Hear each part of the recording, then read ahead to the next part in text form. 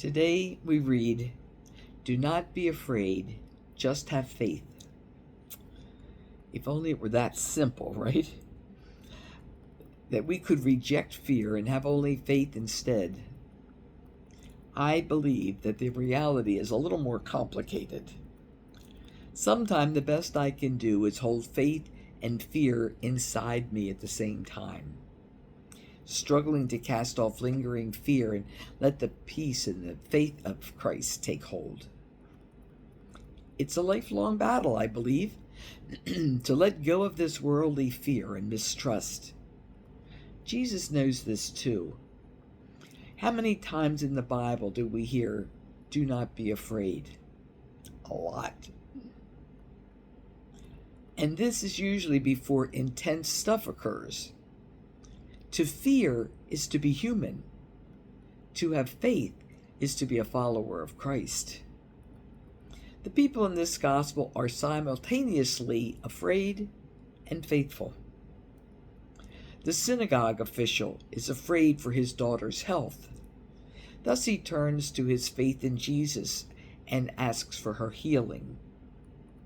A powerful man humbled himself before the Lord.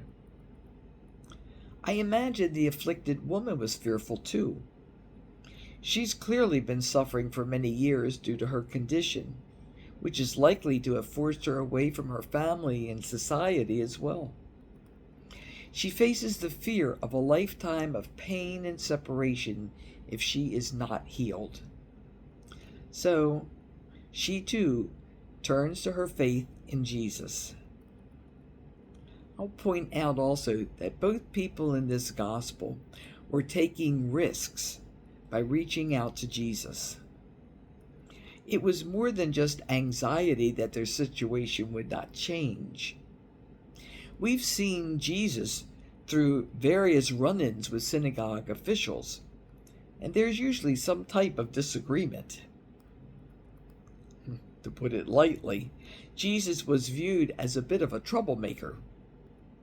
So for this official to publicly approach Jesus and plead with him for help may have cost this man his reputation and livelihood in the community.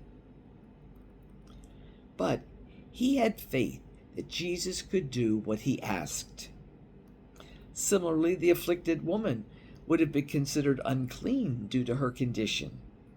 And yet, she risks entering this crowded area to be near Jesus and even touch his cloak.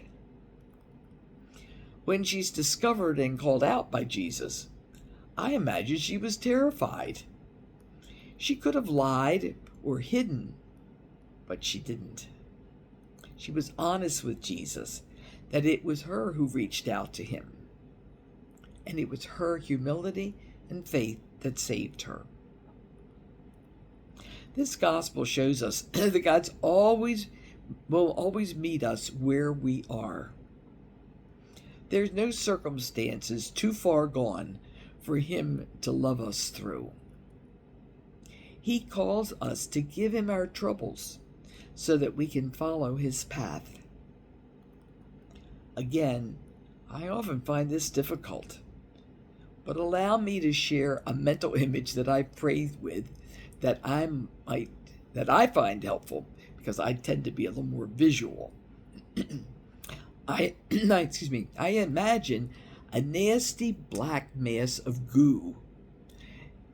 It has a mind of its own, and it tries to cling to me.